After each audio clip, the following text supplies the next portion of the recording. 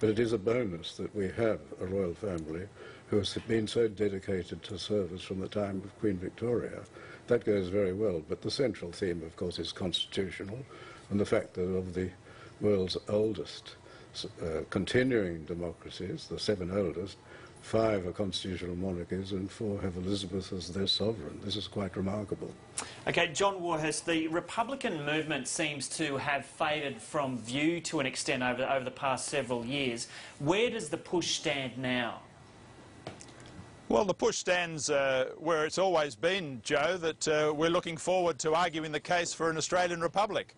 There will be a bill put forward to the Parliament probably in the second half of next year by Senator Bob Brown to hold a plebiscite on Australia becoming a republic, and it might actually coincide fairly closely with this wedding in the northern summer. So we look forward to linking the forthcoming wedding between Kate and William with the argument for an Australian republic. Will that be an unfortunate coincidence as far as you're concerned? No, we say bring it on. We look forward to it.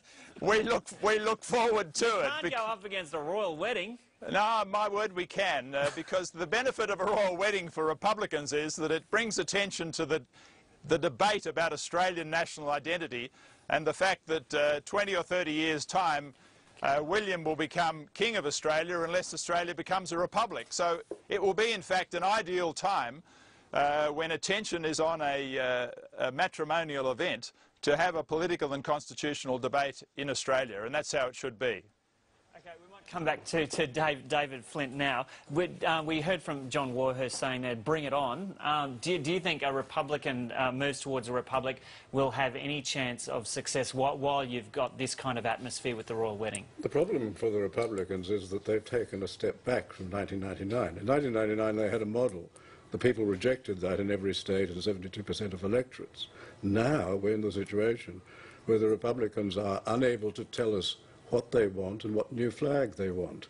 That's the problem for them. And until they tell the people what precisely they want to do with the Constitution, it won't even get to first base. Okay, John Warhurst, what do you want to do with the Constitution? We want to change the Constitution, and we want to give the Australian people a chance to decide what sort of republic we have looking forward. Whenever we talk to David Flint, he looks backwards. Republicans look forwards to a time when we have an Australian head of state. Okay, David Flint, what do you think of this discussion happening now on a day like today when we've got this and the announcement of the engagement? Well, it's as though there were a small demonstration of Republicans marching down the street saying we want a republic, but we haven't the foggiest idea what sort of republic we want. Is it fair enough to call it small?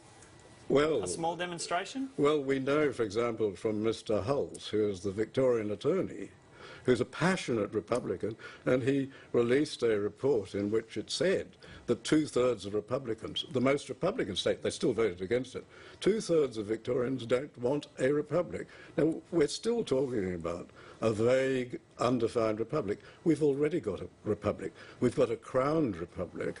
Our opponents are proposing a politician's republic, but they won't say what sort of politician's republic they want.